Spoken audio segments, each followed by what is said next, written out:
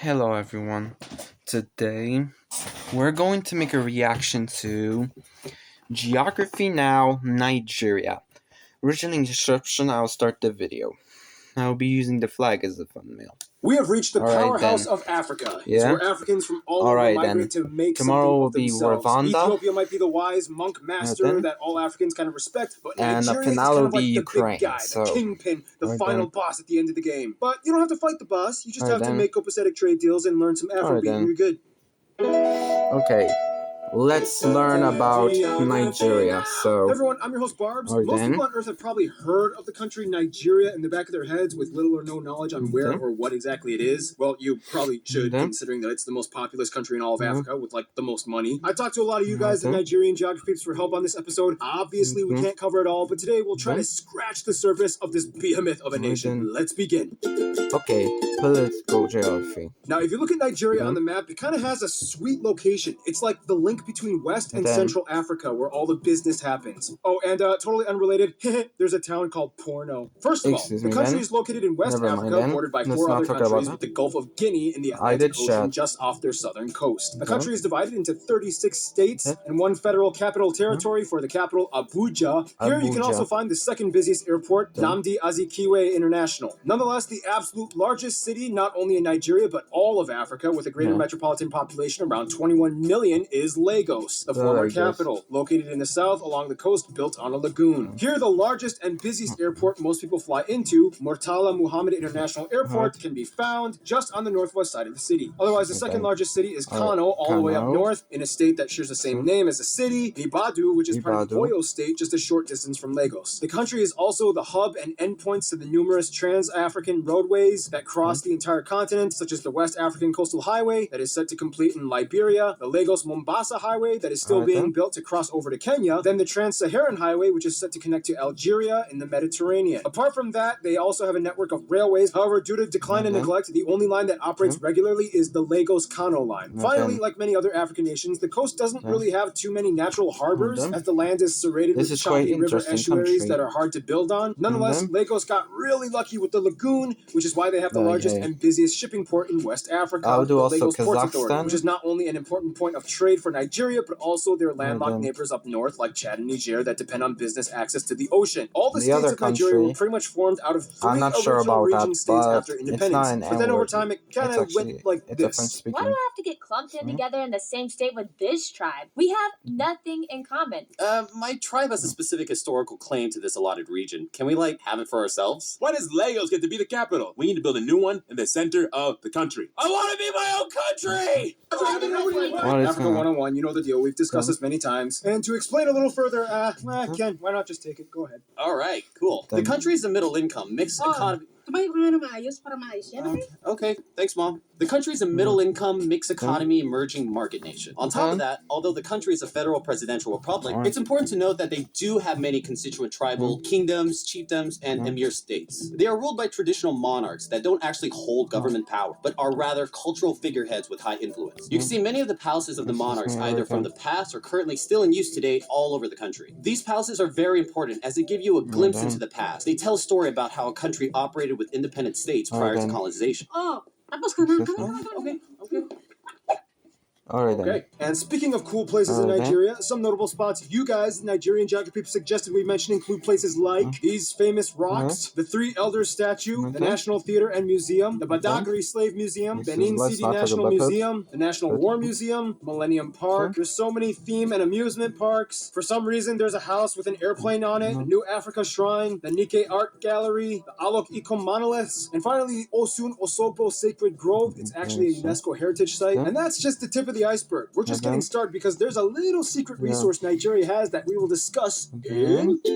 Let's learn in physical geography. Now, when you look at countries with high populations, they all kind of have something in common when it comes to their land. Really good water sources that can irrigate lots of their land. And Nigeria kind of checks off on that option, but there's a little something extra. First of all, the country is generally flatter all around with small rolling hills until you get to the central and east parts. In the center, you find the Jos Plateau with a wide array of eroded rocky boulder hills. Then you go to the northeast with the dry arid highlands known as the Biu Plateau. Then you go to the border with Cameroon and can find the Mandara mountain chain that extends into the Mambila Plateau. Here you can I'm find the gonna highest post peak this, just and by the because border I'm with very Cameroon, tired. Chapal Wadi. Alright, The then. longest river is the Niger River that flows southward, talk emptying about- into the Gulf of Guinea, creating one of the largest delta networks in the world. This river estuary is sometimes called the oil rivers. Now, this is one of the most important regions of Nigeria as it holds much of their economic wealth through the petroleum industry. Pay attention to this area. The river is blocked up in the north, creating the largest body of water completely within Nigeria, the Kainji Reservoir, created by the Kainji Dam. However, the largest shared body of water would be Lake Chad in the east, split amongst 4 nations, and unfortunately, it has been drying up over the past half century. It's important to note, though, that the Niger River meets a fork in the KSI second has longest river, Nigerian the Benue, heritage, in the but east. This tributary he's essentially both splits the British nation into 3 Nigerian. parts, which has been one of the biggest factors in influencing the people groups of Nigeria. We'll talk more about this later, though. The country has 4 main climate zones: the wet monsoon region along the end of the Niger River Delta, the largest chunk being a tropical forest and savanna region up north, and then you get the warm semi-arid dry regions, and finally the furthest northeast corner has a warm desert climate. This is the driest and hottest area of Nigeria. So taking all of that into account, you can see how the land of Nigeria is not only diverse, but the list of resources that come with it are quite broad as well. And with that being said, here's Noah to explain.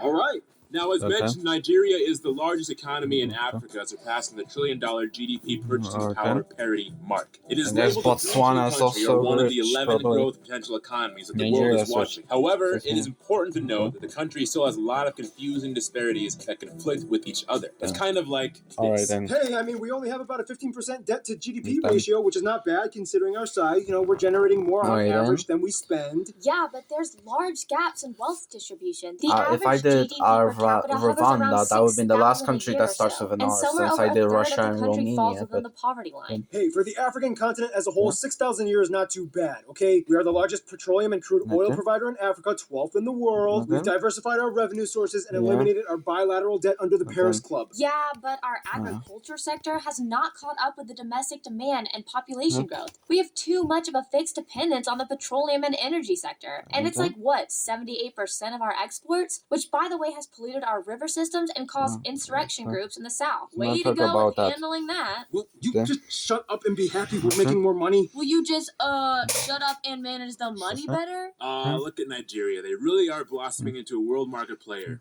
aren't they? About a third of the population works in agriculture, which makes up about 18% of their GDP. They rank 6th worldwide and 1st in all of Africa in terms of farm output. They are the world's largest producer of yams, cassavas, and taro. Nigeria is incredibly diverse in flora and fauna. It has around 4,700 species of plants, 940 species of bird, and 290 mammal species. Nigeria also claims to be the nation with the largest variety of butterfly species on Earth. And to finish off this segment, like we always do, food. And each let's learn about region food. has its specialty. One thing they all usually have in common, though, is fufu. You can find this with many meals served, such as gari, isue, gala sausage rolls, suya, fried plantain, meat pies, puff puff. These soups, and every Nigerian will say jollof rice originated here, and it is the best. Yeah, you would say that, Nigeria. Wait for my episode. That's a story for another time. But now, we're Senegal move on and being talk in about next year. Okay, let's learn about demographics first. Why, thank you, Noah. Alright then. Alright, when it comes to Nigeria, there isn't a single story, but more like hundreds of mini Alright, then let's chapters see all how woven this together like country Frankenstein in a weird epic novel that makes no then. sense. First of all, as of 2019, the country has just passed 200 million and is the 7th most populous country in the world, and about 1 in 6 Africans is Nigerian. The country has over 250 ethnic groups, however, the 3 largest groups are the Hausa Fulani at about 30%, the Yoruba at about 21%, Igbo at around 19%, and about 25% are made up of various other ethnic groups, most notably ones like the Tiv, Ijaw, Kanuri, Ibibio, Igala, and so on, whereas about 5% are made up of non-Nigerian Africans Few and are non-Africans. Arabs. They use the Nigerian Naira as their currency, they use the types D and G plug outlets, and they drive on the right side of the road. Now from here, we have a lot to cover, and it only gets more complicated. First off, language. As a former British colony, English became official. In fact, they are the 3rd largest English-speaking nation on Earth after the USA and India. However, Nigerian Pidgin English is more commonly spoken as a lingua franca. Here are some of you guys, the Nigerian geographies, explaining. Like if someone to ask you how you doing, they tell you how far. You the make sono, you're looking beautiful. Dash me. Dash me is like give me something or gift me something. How your birthday do you? How are you feeling? No wahala. No wahala means no problem. At the chop food, come chop. Thank you, guys. Keep in mind, though, over 500 languages and dialects are spoken in Nigeria, one of which was even written in pictograph characters called Nsibidi. The general rule is, if you can't speak English, you can use Yoruba in the southwest, Igbo in the southeast, and Hausa in the north. Faith-wise, the country is almost equally divided amongst Christians and Muslims, with about 1% more Christians. Otherwise, traditional indigenous beliefs are the third most common, which brings us to tribalism. Now, in Nigeria, the issue is you kind of have to find a way to balance power and politics between the tribes and religion. If too many Christian leaders come to power, the Muslims get a little antsy, and vice versa with Muslims and Christians. Or sometimes, if a certain tribe, regardless of religion, comes to power that another tribe is not too fond of, even if they share the let's same see religion, how this things will get go. a little complicated. This is the beauty and curse of Nigeria. If you make one slip up and show even the slightest bit of hereditary partisanship, everyone will get mad. And it kind of happened quite a bit in their history. Now, we don't have time to talk about every single one of the many ethno-linguistic people groups of Nigeria, but we can at least try our best to highlight the main three. In a nutshell, the Yorubas are mostly found in the southwestern regions and the largest city, Lagos. Yorubas are descendants of the Oyo Empire. Today, they are kind of like the entertaining, flashy city folk, very westernized, but never compromising their African roots. Known for their bright colors, loud, boisterous personalities, they throw the best parties, or Owambe. And today, they, along with the Igbo, make up the largest demographic of Nigerians abroad. Supposedly, they also claim to have the highest rate of twin births in the world. There's even a twin capital of the world in this town. Igbos are mostly found in the southeast, and they live mostly along the Niger River and Delta. They are descendants of the kingdom of Nri. Mathematics was heavily taught. They have their own banking, loaning, and calendar system, and some social taboos in certain tribes, like facial scarification called Ichi. Today, they are known for being the industrious, well-educated, clean freaks that are really good at making money and doing business. There's a few more countries that drive on the road. I watched the more countries drive on the right side of the road rather than the lost tribes of Israel from Jacob's son Gad. So today you can even see Igbo Jews worshiping in synagogues. And finally, the Hausa people. They are the largest group mostly found in the north. This is the largest predominantly Muslim group in Nigeria. Their history goes way back. Many of them are farmers or herdsmen. They live in the drier, more arid regions of the country. They also have a very strong equestrian culture with horse races. Daura has a huge horse festival with colorful processions. And I know there are so many other people groups that we could discuss about, but already this video is getting pretty long, so let's just hop over to some culture stuff with Hannah. Let's learn about culture. I have to do everything myself. If there's one thing... If there's one thing Nigeria specializes in, it would be festivals. Some of the big ones include the Argungu Fishing Festival, Ayo Masquerade Festival, Igbos have a huge Yam Festival, and so on. Weddings are taken very seriously. It's customary to spray the bride and groom with money, and everyone dances. Nigeria is also home to Nollywood, Africa's largest film market and third most valuable market in the world behind Hollywood and Bollywood. Why are with you over running me in this 2,000 film there? companies producing about 50 to 200 movies a week. And finally, the one thing that unites them all, no matter what region, tribe, or religion you are, is soccer or football. Nigerians treat the sport with utmost pride and honor. The National Football Federation, team known as the Super Eagles, Philippines made bootleg movies like James Batman and Batman vs Dracula in the world by FIFA in 1994. Okay, I'm going back. Thank you, Hannah. Thank you, Hannah. Now, before we move on, many of you Nigerian geography peeps did also ask that I don't sugarcoat this episode and that I do bring awareness to some of the controversies that the country faces. As many of us already know, the jihadist terrorist organization... let's not talk about that. Yeah, let's not talk about that. It's just... I'm sorry, but this is... Government scandals with embezzlement of funds. The governor of Kano was caught on camera taking a bribe, but it was dismissed. And one lady claimed that over $100,000 went missing because a snake ate it. And finally, no shocker, we all know about those infamous Nigerian Prince 419 scams. Nigerians are sick and tired of hearing about it. They've heard all the jokes. You know the deal. Oh, what's this? Email with slight spelling and grammatical errors? Hello, good sir or madam. I am a totally real rich person from England. I'm a real sir, madam. I want to give you $4 million because I am dying, and it is my final wish that a good person like you should receive my inheritance. I just made $4 million.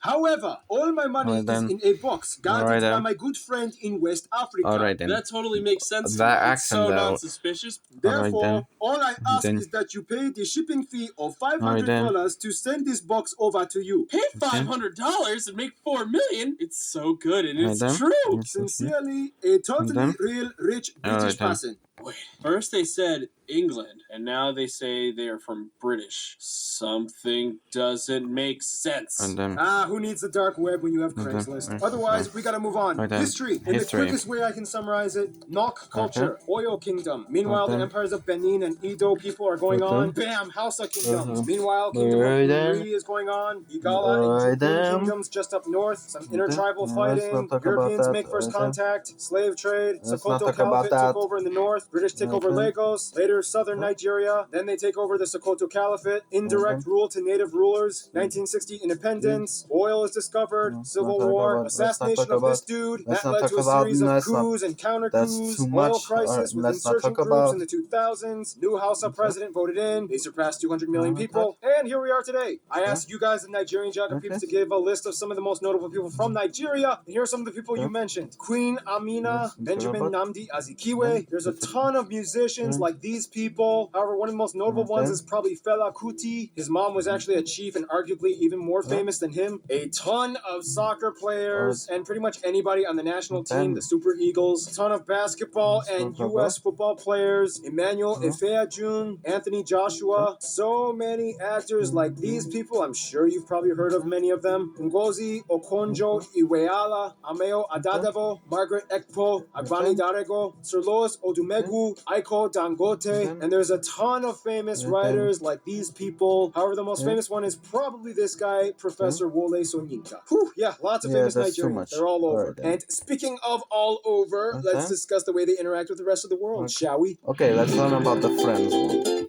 Okay, let's see how As a major key figure not only in Africa but the world, Nigeria has a lot of current and future ambition when it comes to global interaction. First of all, the UK and US have the largest Nigerian populations outside of the African continent. Obviously, being an Anglophone nation helps. Today, they are part of the Commonwealth of Nations. They have huge business deals, and the US works alongside Nigeria in counterterrorism efforts. Let's not talk about that.